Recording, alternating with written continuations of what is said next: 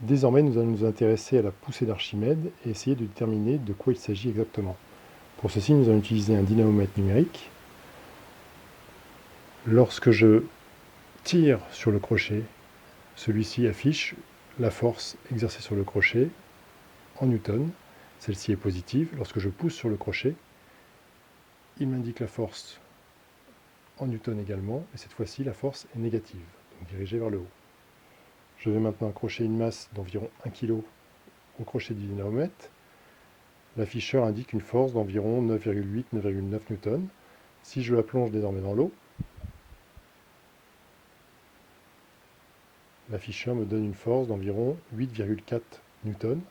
La différence entre les deux mesures, c'est justement ce qu'on appelle la poussée d'Archimède. Si je veux pouvoir mesurer la poussée d'Archimède directement, je vais ici presser sur le bouton pour faire le zéro.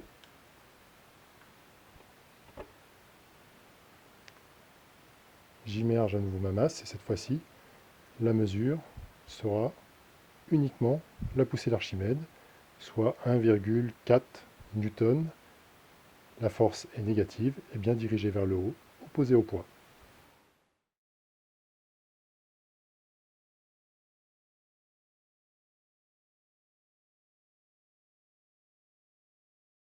Avant d'aborder la poussée d'Archimède, il est important d'avoir quelques notions sur la pression dans les liquides. Pour ce faire, nous allons utiliser une cuve d'environ 40 cm de hauteur remplie d'eau, d'un manomètre à eau composé principalement d'un tube en U dans lequel on a mis du liquide coloré. Ce tube en U est relié par un tube flexible à une sonde manoscopique qui elle-même est principalement composée d'une membrane en caoutchouc. Lorsqu'on exerce par exemple avec le doigt ici une pression sur la membrane en caoutchouc, on voit le liquide coloré monter dans le manomètre. À partir des gradations, il est ainsi possible de déterminer la pression exercée sur la membrane. On va donc placer notre sonde manoscopique dans notre cuve et regarder comment évolue la pression avec la profondeur. Si je descends la sonde progressivement, on voit qu'en augmentant la profondeur, la pression augmente.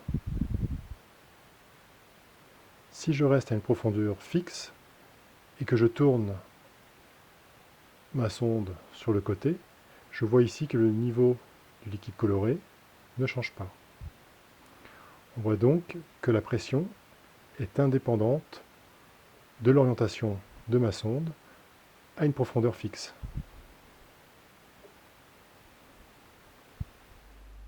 Revenons maintenant à notre masse de 1 kg accrochée à notre dynamomètre et tentons d'expliquer l'origine de la poussée d'Archimède. Si on fait un bilan des forces agissant sur notre masse, on a bien sûr le poids, mais également la résultante des forces de pression exercées par l'eau sur toute sa surface. Comme on vient de le voir, la pression dans l'eau augmente avec la profondeur. Mais on a observé également qu'à une même profondeur, la pression était la même dans toutes les directions. Notre masse est donc soumise à des forces de pression sur toute sa surface et les intensités de celles-ci varient en fonction de la profondeur du point considéré. On peut ainsi distinguer trois catégories de forces. Les forces s'exerçant sur la face supérieure et dirigées vers le bas, les forces s'exerçant sur la face inférieure et dirigées vers le haut, les forces s'exerçant sur les faces latérales qui se compensent, elles, deux à deux, à une même profondeur. La pression étant plus forte sur la face inférieure que sur la face supérieure, la résultante des forces pressantes est une force dirigée vers le haut, c'est la poussée d'Archimède.